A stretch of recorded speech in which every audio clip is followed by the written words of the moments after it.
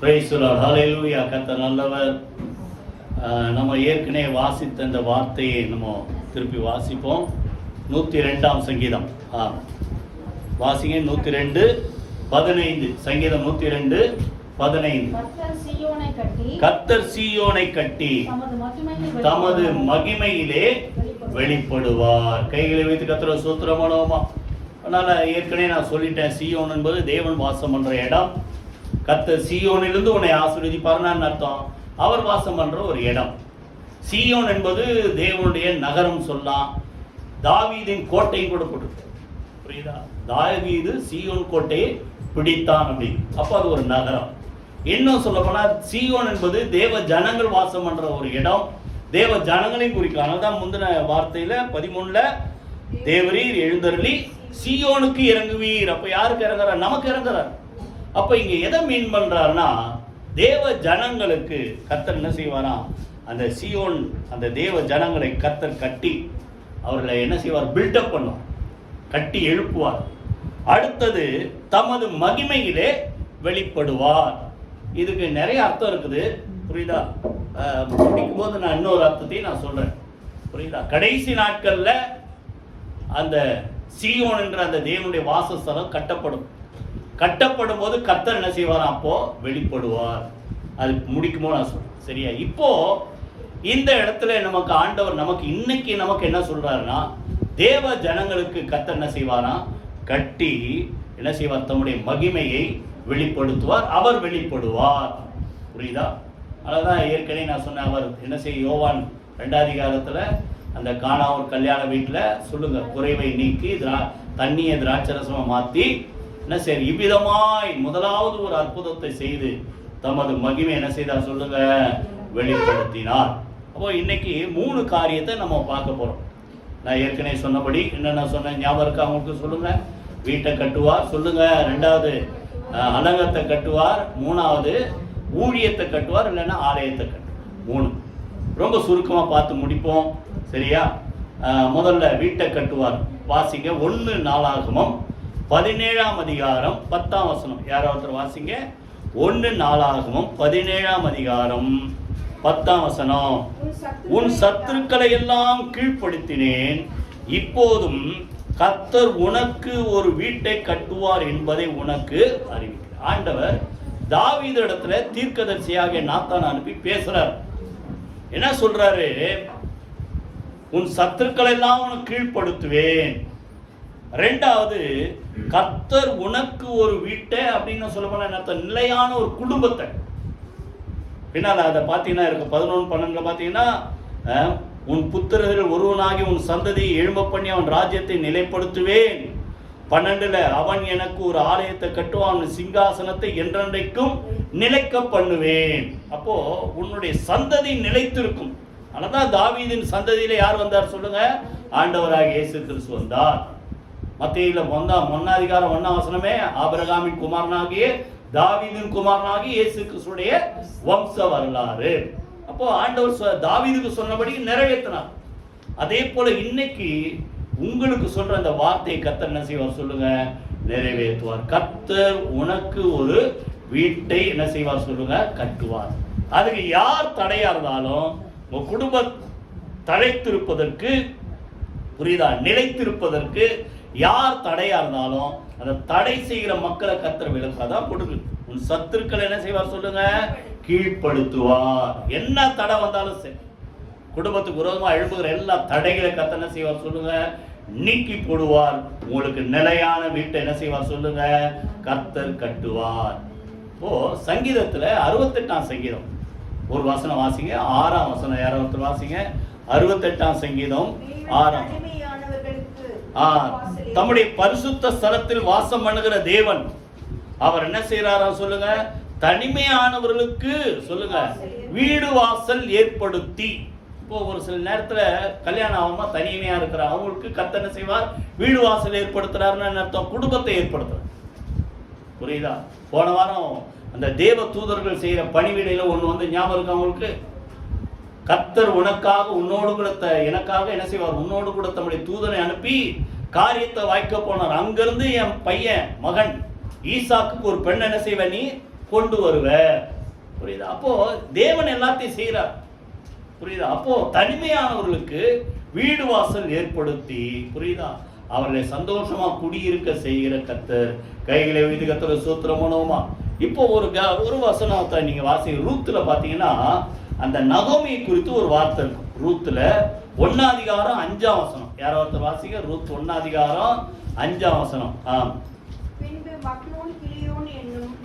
மக்லோன் கிலியோன் என்னும் அந்த 2 பிள்ளைங்க இறந்து போனார்கள். அந்த ஸ்திரீ தன் குமார இருவரை இழந்து தனித்தவள் ஆனாள். இப்ப நல்லா கவனிங்க, 2 வார்த்தை சொல்றார். ஒண்ணு, கல்யாணமே ஆகாம இருக்கிற மக்களுக்கு குடும்பத்தை ஏற்படுத்தி என்ன செய்வார்? வீட்டை கட்டுவார். இப்போ ரூத், அந்த நகோமி, அந்த அம்மா புத்தகம் படிக்கிறோம். ரூத் புஸ்தகத்துல நகோமிக்கு ஏற்கனவே எலிமெலேக்குன்ற ஹஸ்பண்ட் அவர் இறந்துட்டார். அவங்களுக்கு 2 பிள்ளைங்க. 2 பிள்ளைங்களும் என்ன பண்ணிட்டாங்க? கடைசியில இறந்துட்டாங்க. இப்படி அந்த குடும்பத்தில் இருக்கிற ஆண்கள் எல்லாம் இழந்து அந்த அம்மா என்ன பண்ணாங்க? நகோமி தனித்தவள் ஆனான். ஆனா ரூத்து சரித்திரம் முடிக்கும்போது பார்த்தா அந்த அம்மா கதை அப்படியே முடியல. அதான் அந்த 102 படிச்சு. புரியுதா? உங்களுக்கென்று கர்த்தர் நியமித்த காரியத்தை நிச்சயமான செய்வார். சொல்லுங்க, செய்து முடிப்பார். யோபு வேதனை மத்தில சொல்ற, எனக்கு குறித்திருக்கிறதை கர்த்தர் நிறைவேற்றுவார். புரியுதா? அதனால அவர் தனித்தவள் ஆனான்னு போட்டிருக்கோம். ஆனா முடிக்கும் போது அதே ஒரு வசனம் வாசிங்க. 4 ரூத்துல 4:14 யாராவது வாசிங்க. 4:14 ரூத் 4. சுதந்திரவாளி அற்று போகாதபடிக்கு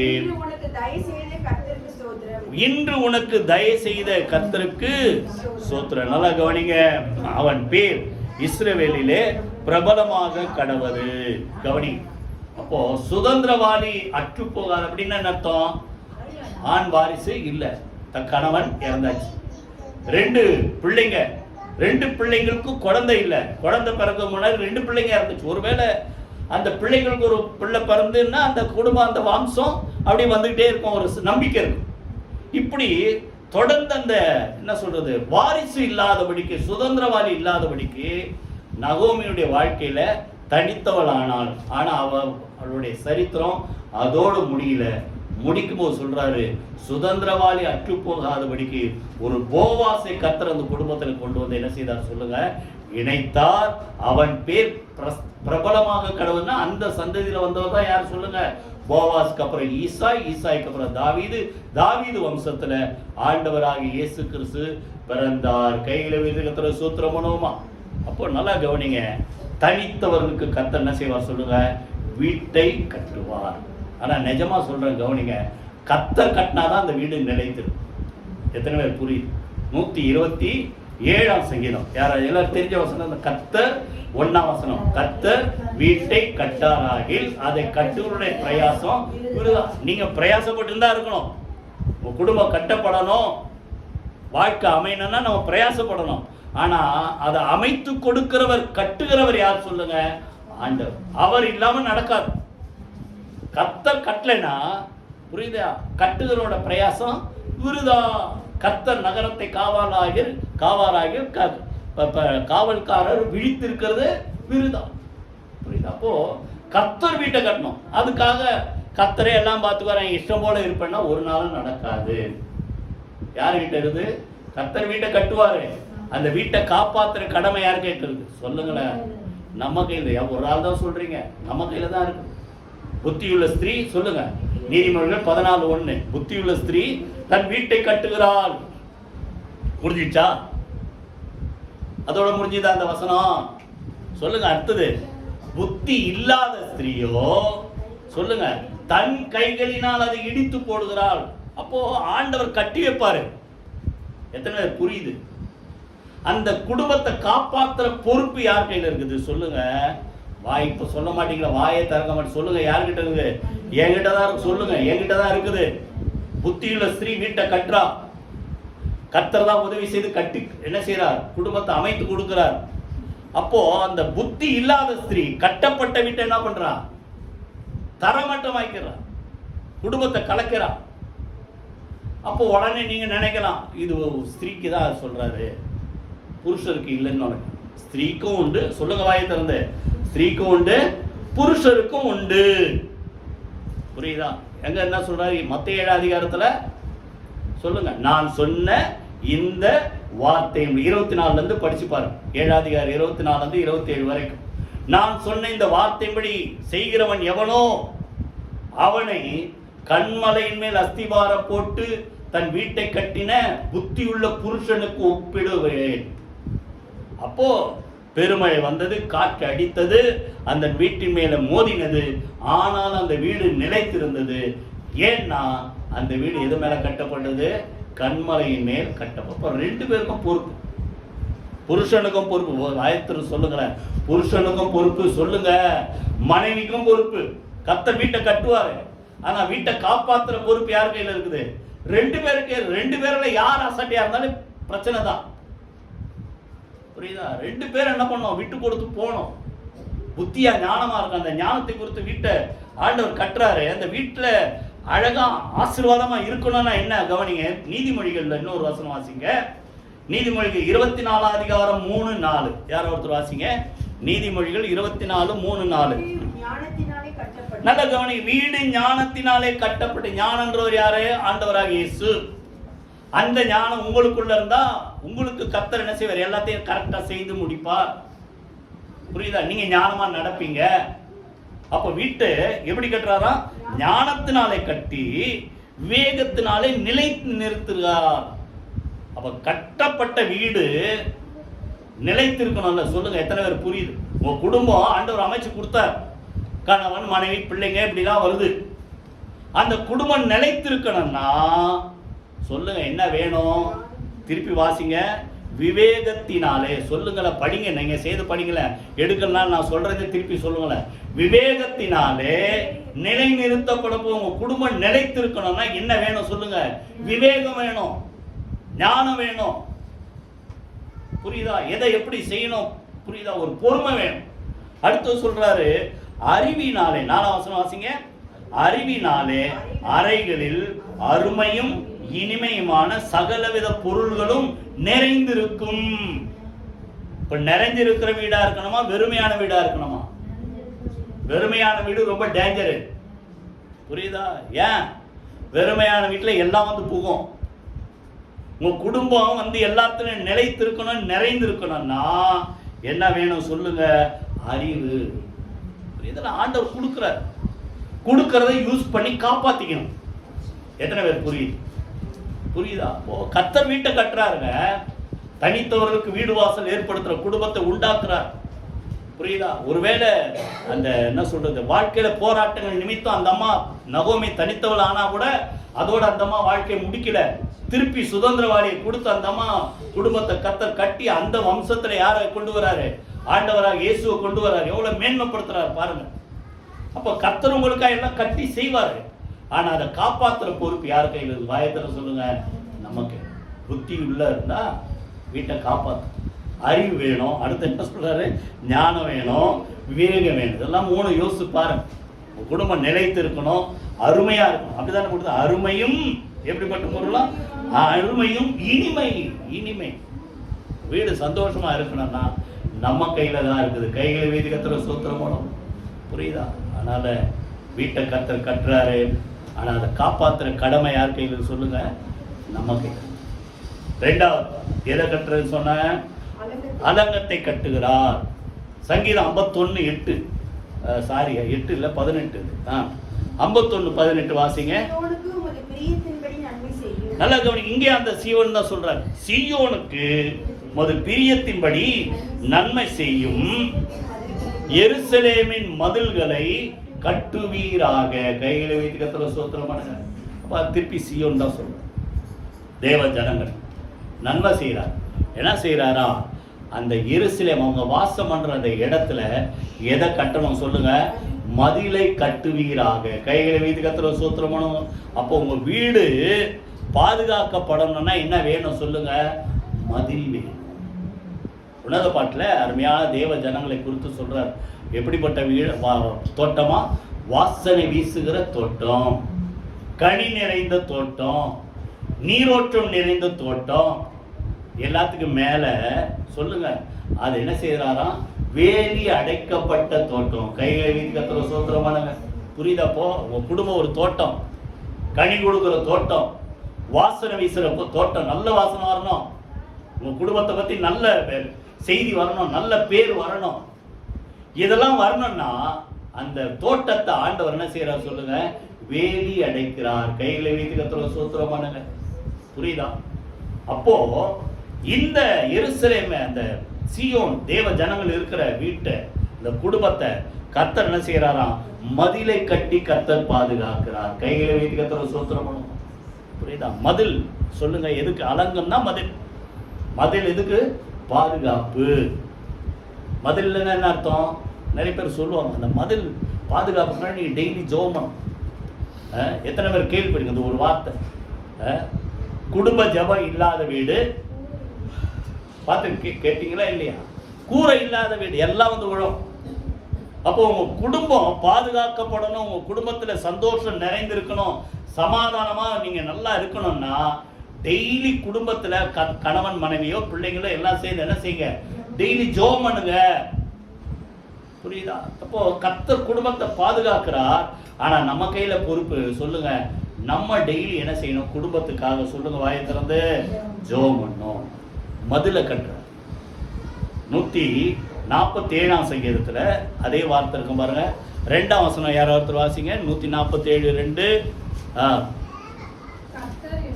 கர்த்தர் எருசலேமை கட்டுகிறார், துரத்துண்ட இஸ்ரவேலை கூட்டி சேர். நல்ல கவனி, நகரத்தை கட்டுறாரு, மதில கட்டுறாரு. புரியுதா? கர்த்தர் என்ன செய்யறாரா? துரத்துண்டவர்களை கூட்டி சேர்க்கிறார். அப்போ அங்க ஒரு பாதுகாப்பு கர்த்தர் கொடுத்து, அந்த பாதுகாப்பு எப்படி இருக்குதா? அதிலேயே 147 13-14 நான் அடிக்கடி வாசிக்கிற வார்த்தை இது. வாசிங்க 13. அவர் உன் வாசல்களின் தாழ்பால்களை பலப்படுத்தி உன்னிடத்தில் உள்ள உன் பிள்ளைகளை ஆசீர்வதிக்கும். உங்க பிள்ளைங்க நல்லா இருக்கணும்னா கர்த்தர் என்ன பண்றாரா? உங்க குடும்பத்தை பாதுகாப்பு. வாசல்களில் சொல்லுங்க, தாழ்பால்களை பலப்படுத்தும். புரியுதா? இப்ப எல்லாரும் நீங்க கிட்டத்தட்ட எல்லாரும் தான் வந்திருப்பீங்க. இல்ல யாராவது வீட்டுல நீ காவல் பேசிட்டு வந்திருக்கீங்களா? யாரும் அப்படி இல்ல, எல்லாம் பூட்டிட்டு வந்துட்டீங்க. இப்ப அந்த பூட்டு பெருசு இல்ல, கர்த்தர் இந்த குடும்பத்தை என்ன செய்யறார்? பாதுகாக்கும். ராத்திரி உங்க வீட்டுல உங்க பிள்ளைங்களோட நீங்க எல்லாம் இருக்கிறீங்கன்னா அந்த குடும்பம் எந்த தீங்கு பொல்லாத மனிதரும் வராதபடி கர்த்தர் எப்படி செய்யறார் சொல்லுங்க? அவர் பாதுகாக்கும். வாசல்களின் தாழ்பால்களை பலப்படுத்தி உன்னிடத்தில் உன் பிள்ளைகளை என்ன செய்யறார் சொல்லுங்க? ஆசீர்வதிக்கிறார். கையை வைக்கப்போ முதல்ல வீட்டை கட்டுறார், குடும்பத்தை கட்டுறார். 2வது அலங்கத்தை, மதுல பாதுகாப்பு கர்த்தர் என்ன செய்யறார் சொல்லுங்க? கட்டுறார். அப்ப எப்படி பாதுகாக்கிறாரோ அதான் 125ஆம் சங்கீதம். வாசிங்க, இந்த பாட்டு கூட பாடணும்ல. 125:1-2 வசனம் வாசிங்க. கர்த்தரை நம்புகிறவர்கள் என்றென்றைக்கு அசையாமல் நிலைத்திருக்கும். திரும்பி அதே வார்த்தை தான், சீயோன் பர்வதத்தை போல் இருப்பார். நம்பிக்கை, ஆண்டவர் மேல நம்பிக்கை வச்சீங்கன்னா உங்க குடும்பத்தை கர்த்தர் பாதுகாப்பார். அது எப்படின்னா பர்வதங்கள். அப்ப எருசலேமே ஒரு பாதுகாப்பு.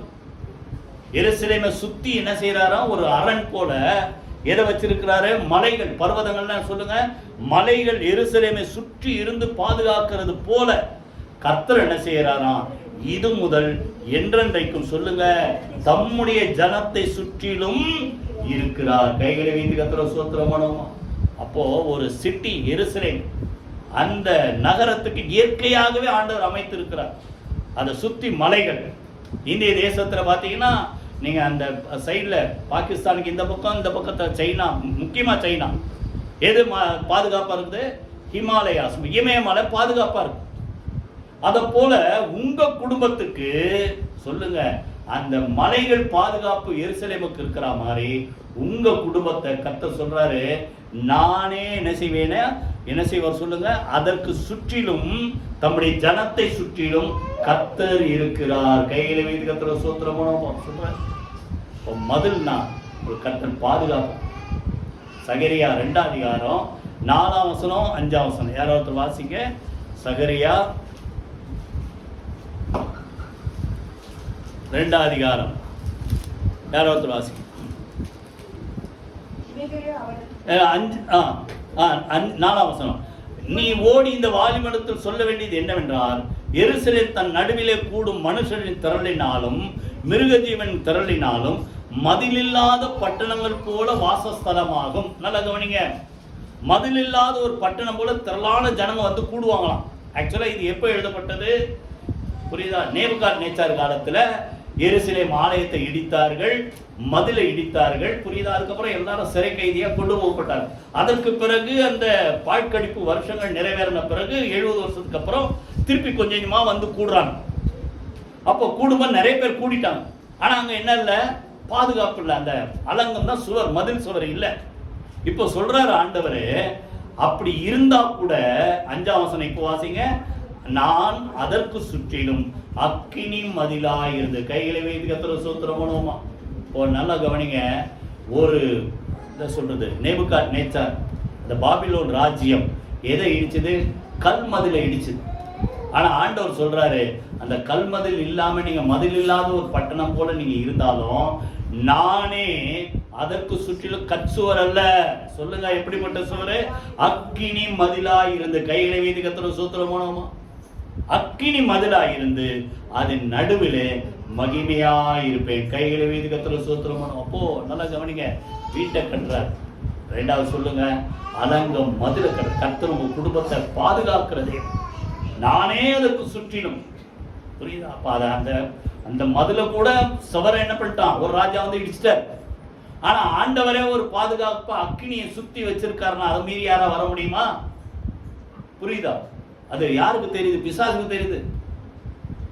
நீ வேணா அவனை தொட்டுப்பார், அவனை சீண்டிப்பார், அவன் ஒரு நாளை என்னை தூஷிக்க மாட்டான். சேலஞ்ச் பண்ணும்போது பிசாசு சொன்ன ஒரு வார்த்தை 1 அதிகாரம் 10ஆம் வசனத்துல, அவன் சும்மாவா அவனை நேசிக்கிறான். புரியுதா? நீங்க அவனை ஆசீர்வதிக்கிறீங்க, அவனையும் அவனுக்கு உண்டான எல்லாவற்றையும் சுற்றிலும் நீங்க என்ன செய்யலையா? வேலி அடைக்கவில்லையா? அப்ப யார் கண்ணுக்கு தெரியுது? உங்க கண்ணுக்கு தெரியல. ஆண்டவர் உங்களை சுற்றி பாதுகாப்பா இருக்கிறாரு. எப்படி? அக்கினி மதிலா இருந்து பாதுகாக்கிறார். உங்க கண்ணுக்கு தெரியல, எதிரி கண்ணுக்கு தெரியும். புரியுதா? நீர் அவனை சுற்றி வேலி அடைக்கவில்லையா? புரியுதா? அப்ப நல்லா கவனிங்க, கர்த்தர் உங்க குடும்பத்தை பாதுகாக்கும்படி சொல்லுங்க, அலங்கத்தை கட்டுவார். இன்னொரு அதுக்கப்புறம் நீங்க பாத்தீங்கன்னா எஸ்ரா நெகேமியா காலத்துல போய் திருப்பி என்ன பண்ணாங்க, திருப்பி அந்த அலங்கத்தை சுவரை திருப்பி மதில் சுவரை கட்டினாங்க. ஒவ்வொரு பகுதியா பாட். அதுக்கு தான் சொல்றேன், ஒரே ஆள் கட்டல. முதல்ல சொன்னேன், எல்லாரும் என்ன செய்யணும், சபை ஊழியன்னு என்ன செய்யணும், எல்லாருடைய பங்கு இருக்கணும். எல்லாரும் வந்து என்ன செய்யணும், உதவி செய்யணும். நீங்க எடுத்து படிச்சு பாருங்க, நெகேமியா புக்கை எடுத்து படிச்சு பாருங்க. ஒவ்வொரு குரூப் ஒவ்வொரு பகுதியை கட்டுறாங்க. மளிகை கடைக்காரர் கட்டுறான், தட்டார்கள் கட்டுறாங்க.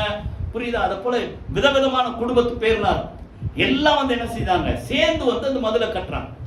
புரியுதா? அப்ப அந்த மதில் ஒரு பாதுகாப்பு. எல்லாத்துக்கும் மேல ஆண்டவரே அவருடைய மகிமையே அக்கினியா இருந்து என்ன செய்கிறார், பாதுகாக்கிற. அதுக்கும் மேல ஒண்ணு வாசிங்க, ஏசாயா 26:1. யாராவது வாசிங்க, ஏசாயா 26:1. யூதா தேசத்தில் பெலனான நகரம் நமக்கு உண்டு. நல்லா கவனிங்க, இப்ப எது மதிலா நமக்கு சொல்லுங்க, ரட்சிப்பையே. கல் மதில் ஒரு மனுஷன் இடிக்கலாம், ஆனா ஆண்டவர் சொல்லுங்க அக்கினி மதிலா இருந்து பாதுகாக்கிறார். கைகள் மீது கர்த்தருக்கு ஸ்தோத்திரம் பண்ணும். எல்லாத்துக்கும் மேல சொல்லுங்க, ரட்சிப்பையே கர்த்தர் செய்வார். சொல்லுங்க, நமக்கு என்ன செய்யறாராம், பாதுகாப்பா. அப்ப உங்களுக்குள்ள ஒரு தைரியம் இருக்கணும். நான் சொல்லுங்க, வாயத்திரம் சொல்லுங்க, நான் சொல்ல மாட்டேங்க, சொல்லுங்க, நான் ரட்சிக்கப்பட்டவன். உபாகமத்துல சொல்ற, ரட்சிக்கத்தரால் ரட்சிக்கப்பட்ட ஜனமே, உனக்கு ஒப்பானவன் யார்? புரியுதா? அப்ப நான் ரட்சிக்கப்பட்டவன். புரியுதா? என்னை யாரால என்ன செய்ய முடியாது, சேதப்படுத்த முடியாது. கர்த்தர் என்ன பாதுகாக்கிற தேவன். புரியுதா?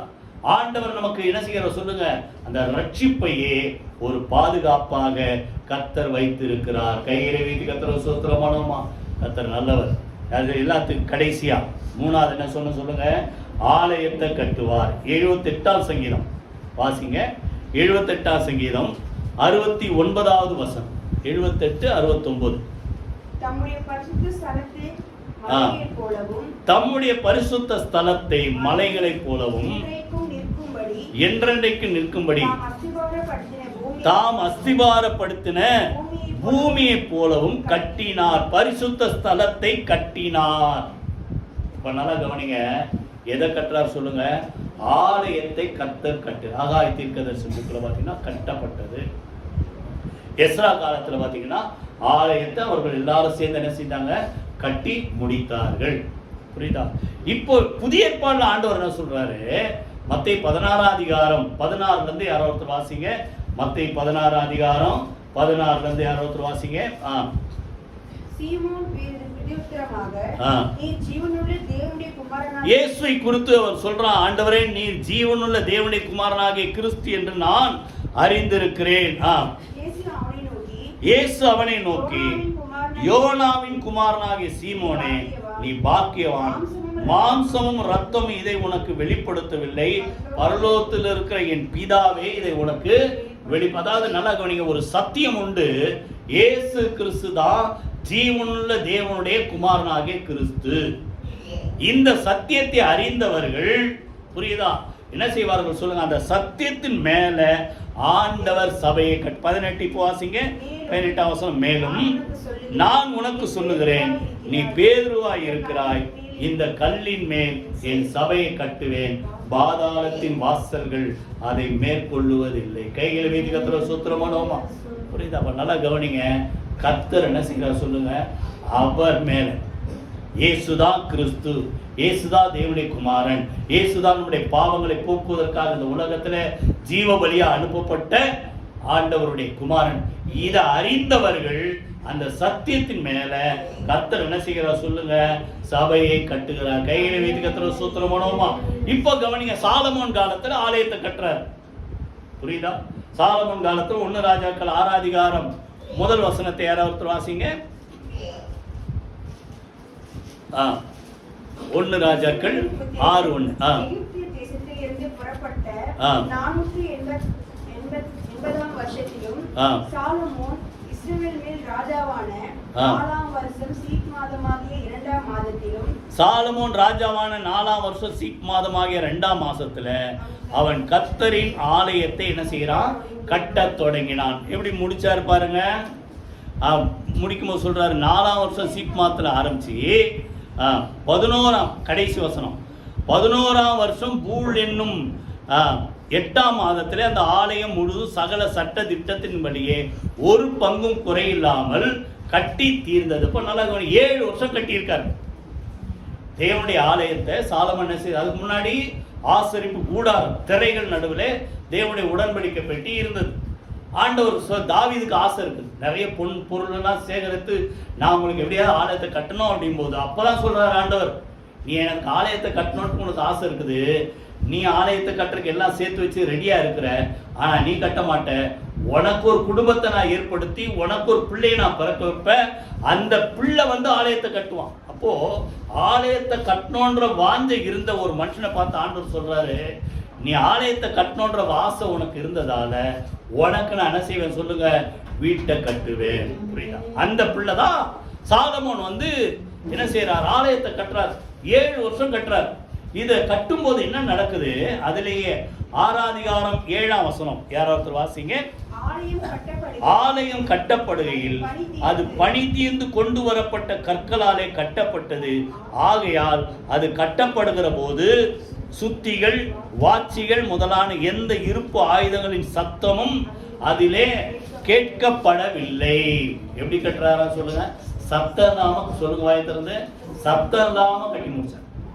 ஏன்னா எங்க கல்ல கொண்டு அதுக்கு அங்க உட்கார வச்சு அங்க வச்சு உடைச்சி ஒரே என்னது தூசியும் குப்பையும் ஆக்கி அப்படி இல்லை, எங்கேருந்து கரெக்டா கல்லை ரெடி பண்ணி, புரியுத, பனி தீர்ந்து வரப்பட்டதுன்னா அர்த்தம் கரெக்டா அந்த ஆலயத்தை கட்ட என்ன சைஸ் தேவை, என்ன ஷேப் தேவை, கரெக்டா கொண்டு வந்து இங்க கட்டினதால கட்டும் போது சத்தம் இல்லாம அந்த ஆலயம் கட்டி எழுப்பப்பட்டது. கையில வைத்து கத்துற சூத்திரம் மூலமா. இன்னொன்னு நல்லா கவனிங்க, எந்த இடத்துல கட்டினார்? எந்த இடத்துல கட்டினார் தெரியுமா உங்களுக்கு? எந்த இடத்துல கட்டினாரு? இப்ப நீங்க வாசிக்கணும்னா அது கட்டின இடம் 2 நாளாகமும் 3ஆம் அதிகாரம் 1 வசனம் யாராவது வாசிங்க. 2 நாளாகமும் 3ஆம் அதிகாரம் 1 வசனம்.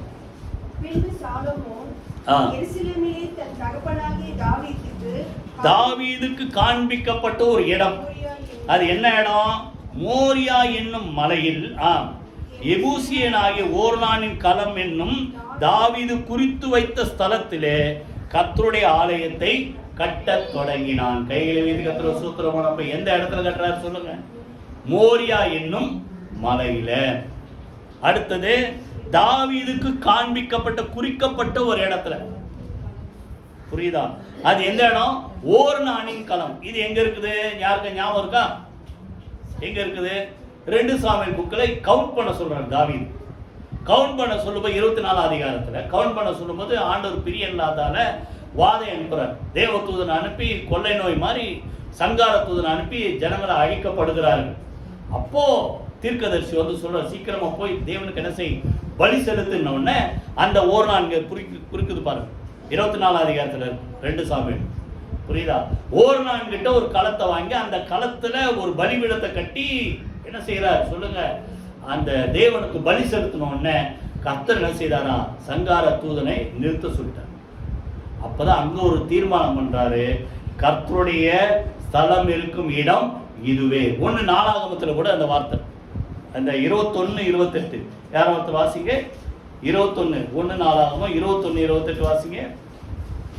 எபூசியனாகிய ஓர்னானின் களத்திலே கர்த்தர் தனக்கு ஆதரவு உத்தரவு அருளினதை அது சொல்றாரா? 22 1 வாசி. 22 1 1 நாளாகமம் 22.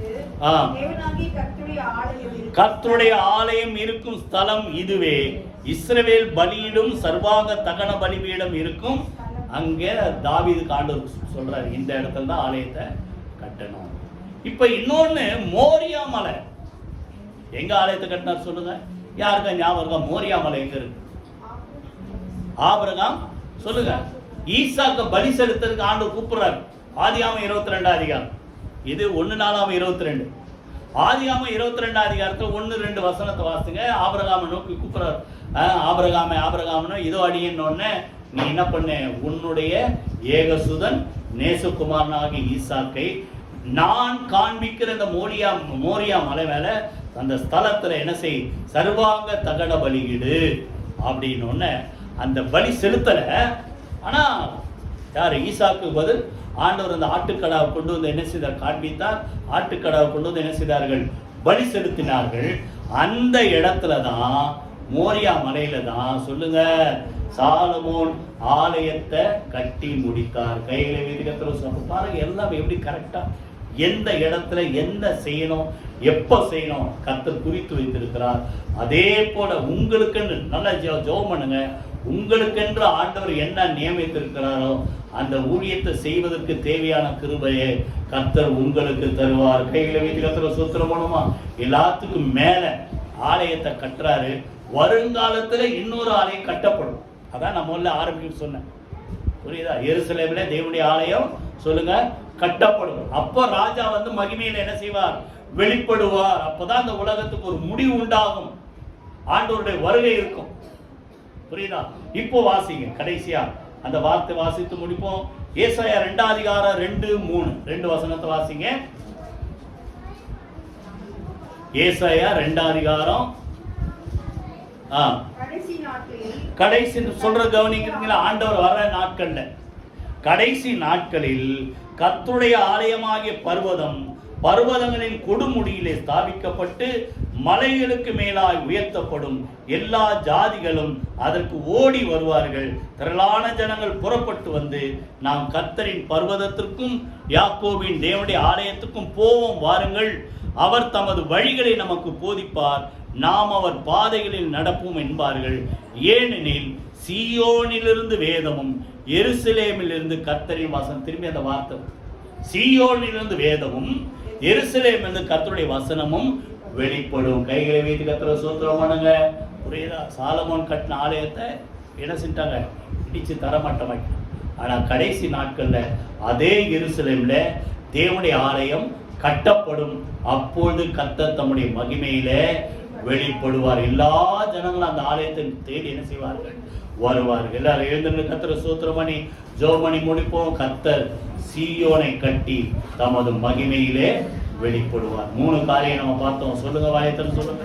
சொல்லுங்க, வீட்டை கட்டுவார். சொல்லுங்களேன், பக்கத்துல பார்த்து சொல்லுங்க, கர்த்தர் உனக்கு வீட்டை கட்டுவார், உனக்கு பாதுகாப்பு கட்டுவார், அலங்கத்தை கட்டுவார். மூணாவது, ஊழியத்தை கட்டுவார். ஹல்லேலூயா. எல்லாரும் கர்த்தரை ஸ்தோத்திரம் பண்ணி ஜெபம் பண்ணுவோம். கர்த்தர் நல்லவர். ஹல்லேலூயா. ஆண்டவரே, நீ சொன்ன அந்த வார்த்தைப்படி ஆண்டவரே, தனிமையான ஒரு வீடு வாசல் ஏற்படுத்தி குடும்பத்தை கட்டி எழுப்புகிற கர்த்தர். ஒருவேளை நகோமி தனித்தவளான போது இதோட குடும்ப வம்சம் இல்லாம போயிடுமான்னு சொல்லி அப்படிப்பட்ட நிலைமையில சுதந்திரவாதி அற்று போகாதபடிக்கு அந்த நகோமி குடும்பத்தை திரும்பமா கட்டி அந்த வம்சத்திலே ஆண்டவராக இயேசுவை பிறக்க செய்த கர்த்தர் பிள்ளைகளுக்கு மகிமையான எதிர்காலத்தை கர்த்தர் கொடுக்கிறார். கர்த்தர் வீட்டு வாசல்கள் உண்டாக்கி தருகிற தேவன். குடும்பத்தை கட்டி எழுப்புவதற்காக நமக்கு நன்றி செலுத்துறோம். தேவ ஜனங்கள் ஆண்டவரை பாதுகாக்கும்படியாக மதில்களை அலங்கத்தை கட்டுவதற்காக, வேலி அடைப்பதற்காக, எல்லாத்துக்கும் மேல தேவ மகிமையே அவர்களை சுற்றி அக்கினி மதிலா இருந்து பாதுகாப்பதற்காக, நீர் எங்களை ரட்சித்த அந்த ரட்சிப்பின் நம்பிக்கை எங்கள் குடும்பங்களை பாதுகாப்பதற்காக நன்றி செலுத்துற. எல்லாத்துக்கும் மேல உடைய ஆலயம் ஆண்டவரே, ஊழியத்தை கர்த்தர் கட்டுகிற கர்த்தர் ஆண்டவர் இயேசுவே ரட்சகர், இயேசுவே கிறிஸ்து என்று சொல்லி ஆண்டவர் அந்த சத்தியத்தின் மேல சபையை கட்டி நிலைத்திருக்கிற செய்கிற கர்த்தர். அதை ஒரு நாள் பாதாளத்தின் வாசல்கள் மேற்கொள்ள முடியாது சொன்ன வார்த்தைப்படி ஆண்டவரே கர்த்தாவே உமக்கு நன்றி செலுத்துறோம். ஒவ்வொருவரும் ஆண்டவரே உம்முடைய ஊழியத்தை செய்யத்தக்கதாக கர்த்தர் கிருபை தருவீராக. கடைசி நாட்கள்ல ஆண்டவர் அதே நகரத்துல உடைய ஆலயத்தை கர்த்தர் கட்டி உடைய மகிமையிலே வெளிப்படுவீர். அதற்கென்று கர்த்தாவே உடைய பிள்ளைகள் ஒவ்வொருவரை கர்த்தர் ஆயத்தப்படுத்துவீராக. உடைய வருகைக்கு ஒவ்வொருவரை கர்த்தர் ஆயத்தப்படுத்துவீராக. உடைய நாமத்தை மகிமைப்படுத்துவீராக. இயேசு கிறிஸ்துவின் ஜீவனுள்ள ஜெயமுள்ள நாமத்தில் ஜெபிக்கிறோம் நல்ல பிதாவே. ஆமென், ஆமென். நம்முடைய கர்த்தராகிய இயேசு கிறிஸ்துவின் கிருபை, பிதாவாகிய தேவனுடைய அன்பும் பரிசுத்த ஆவியானவருடைய அந்யோன்ய ஐக்கியம் நம் அனைவரோடு சகல பரிசுத்த அனைவரோடும் ஆண்டவராகிய இயேசு கிறிஸ்து அருகப்பட்டு இருப்பதாக. ஆமென். என் ஆத்மாவே கர்த்தரை ஸ்தோத்திரி, என் முழு மேலுடைய பரிசுத்த நாமத்தை ஸ்தோத்திரி.